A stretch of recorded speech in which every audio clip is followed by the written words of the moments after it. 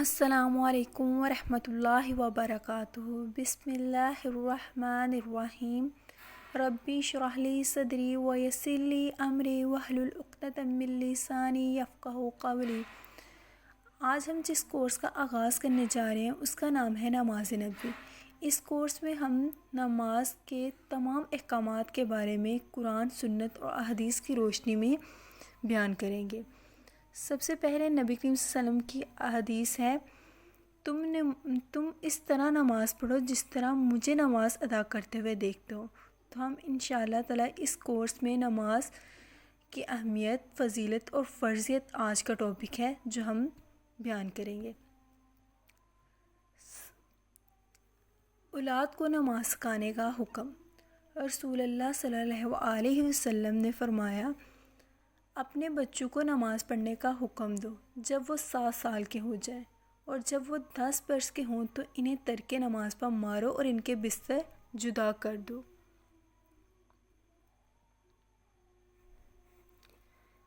اس حدیث میں رسول اللہ صلی اللہ علیہ وسلم والدین کو حکم فرما رہے ہیں کہ وہ اپنی اولاد کو 7 برس کی عمر ہی میں نماز کی تعلیم دے کر نماز کا عادی بنانے کی کوشش کریں، اور اگر وہ 10 برس کے ہو کر نماز نہ پڑھیں تو والدین تادیبی کارروائی کریں، انہیں سزا دے کر نماز کا پابند بنائیں، اور 10 برس کی عمر کا زمانہ چونکہ بلوغت کے قریب ہے اس لیے انہیں اکٹھا نہ سونے دیں۔ ترک نماز کفر کا اعلان ہے۔ سیدنا جابر رضی اللہ تعالیٰ عنہ روایت کرتے ہیں کہ رسول اللہ صلی اللہ علیہ وسلم نے فرمایا، ایمان اور شرک و کفر کے درمیان فرق نماز کا چھوڑ دینا ہے۔ اس کا مطلب یہ ہے کہ اسلام اور کفر کے درمیان نماز دیوار کی طرح حائل ہے۔ دوسرے لفظوں میں ترک نماز مسلمان کو کفر تک پہنچانے والا عمل ہے۔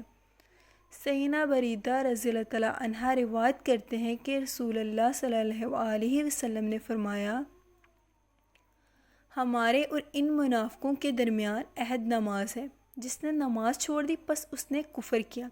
اس حدیث کا مطلب یہ ہے کہ منافقوں کو جو امن حاصل ہے کہ وہ قتل نہیں کیے جاتے اور ان کے ساتھ مسلمانوں جیسا سلوک روا رکھا جاتا ہے اور انہیں مسلمان سمجھا جاتا ہے، تو اس کی وجہ یہ ہے کہ وہ نماز پڑھتے ہیں، اور ان کا نماز پڑھنا ان کے اور مسلمانوں کے درمیان ایک عہد ہے، جس کے سبب منافقوں کی جان اور ان کا مال مسلمانوں کی تلوار اور یلغار سے محفوظ ہے، اور جس نے نماز ترک کی تو اس نے اپنے کفر کا اظہار کر دیا۔ مسلمان بھائیوں، غور کرو کس قدر خوف کا مقام ہے کہ ترک نماز کفر کا اعلان ہے۔ عبداللہ بن شقیق رحمۃ اللہ علیہ روایت کرتے ہیں کہ صحابہ اکرام رضی اللہ تعالیٰ عنہ اعمال میں سے کسی چیز کے ترک کو کفر نہیں سمجھتے تھے سوائے نماز کے۔ سیدنا ابو درداء رضی اللہ تعالیٰ عنہ سے روایت ہے کہ رسول اللہ صلی اللہ علیہ وسلم فرماتے ہیں، جو شخص نماز چھوڑ دے تو یقیناً اس سے اللہ کی حفاظت کا ذمہ ختم ہو گیا۔ ابن عمر رضی اللہ تعالیٰ عنہ روایت کرتے ہیں کہ رسول اللہ صلی اللہ علیہ وسلم نے فرمایا، جس شخص کی نماز عصر فوت ہو جائے تو گویا اس کا اہل گھر بار اور مال لوٹ لیا گیا۔ نماز کی فضیلت۔ سیدنا ابو ہریرہ رضی اللہ تعالیٰ عنہ روایت کرتے ہیں کہ رسول اللہ صلی اللہ علیہ وسلم نے فرمایا، 5 نمازیں ان گناہوں کا جو ان نمازوں کے درمیان ہوئے مٹا دیتی ہیں، اور اسی طرح ایک جمعہ دوسرے جمعہ تک کے گناہوں کو مٹا دیتا ہے، جبکہ کبیرہ گناہوں سے اجتناب کیا گیا ہو۔ مثلا فجر کی نماز کے بعد جب ظہر پڑھیں گے تو دونوں نمازوں کے درمیانی عرصے میں جو گناہ اور خطائیں ہو چکی ہوں گی اللہ تعالیٰ انہیں بخش دے گا، اور اسی طرح رات اور دن کے تمام صغیرہ گناہ نماز پنجگانہ سے معاف ہو جاتے ہیں۔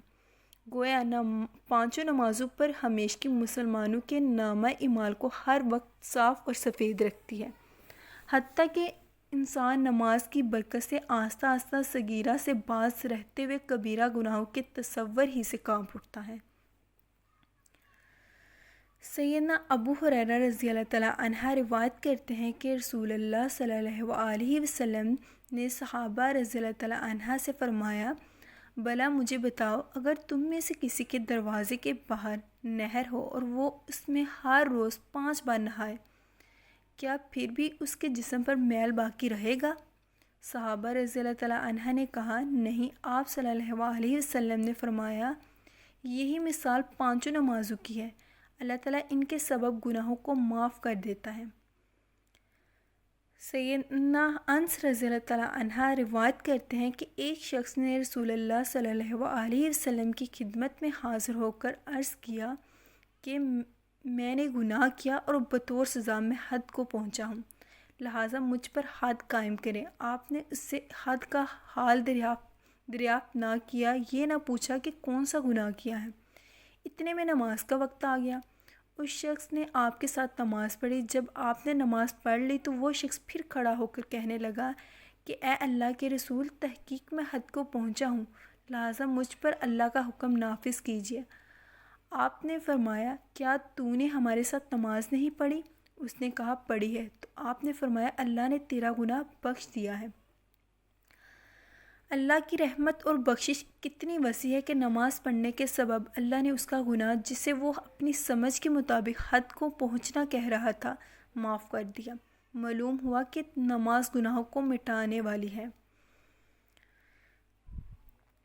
سیدنا ابن عمر رضی اللہ تعالیٰ عنہ سے روایت ہے کہ رسول اللہ صلی اللہ علیہ وسلم نے فرمایا، بندہ جب نماز پڑھنے کے لیے کھڑا ہوتا ہے تو اس کے گناہ اس کے سر اور کندھوں پر آ جاتے ہیں، پھر جب وہ رکوع یا سجدہ کرتا ہے تو یہ گناہ ساقط یعنی معاف ہو جاتے ہیں۔ سیدنا عبادہ بن صامت رضی اللہ تعالیٰ عنہ سے روایت ہے کہ رسول اللہ صلی اللہ علیہ وسلم نے فرمایا، اللہ تعالیٰ نے 5 نمازیں فرض کی ہیں، جس نے ان کے لیے اچھا وضو کیا، انہیں وقت پر ادا کیا، انہیں خشوع کے ساتھ پڑھا اور ان کا رکوع پورا کیا، تو اس نمازی کے لیے اللہ کا عہد ہے کہ وہ اسے بخش دے گا، اور جس نے ایسا نہ کیا اس کے لیے اللہ کا عہد نہیں ہے، چاہے وہ اسے بخش دے اور چاہے تو اسے عذاب دے۔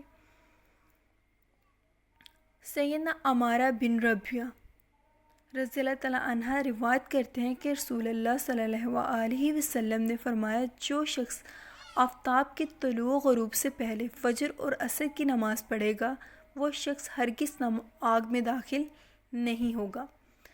سیدنا عثمان رضی اللہ تعالیٰ عنہ روایت کرتے ہیں کہ رسول اللہ صلی اللہ علیہ وسلم نے فرمایا، جس شخص نے نماز عشاء باجماعت ادا کی تو اس کے لیے اتنا ثواب ہے کہ گویا اس نے آدھی رات تک قیام کیا، اور جس نے صبح کی نماز باجماعت پڑھی تو اتنا ثواب پایا کہ گویا اس نے تمام رات نماز پڑھی۔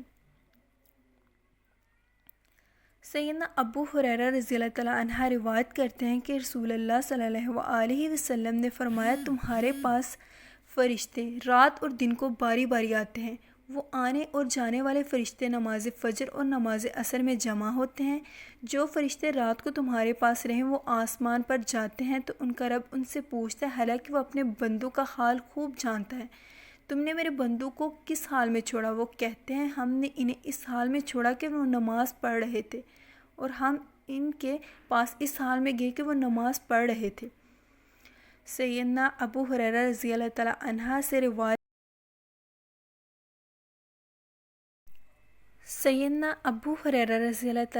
سے روایت ہے کہ رسول اللہ صلی اللہ علیہ وسلم نے فرمایا، منافقوں پر فجر اور عشاء سے زیادہ باری کوئی نماز نہیں، اگر انہیں ان نمازوں کا ثواب معلوم ہو جائے تو وہ ان میں ضرور پہنچے، اگرچہ انہیں سرین پر گھسیٹ کر ہی آنا پڑے۔ وآخر دعوانہم ان الحمد للہ رب العالمین۔ السلام علیکم ورحمۃ اللہ وبرکاتہ۔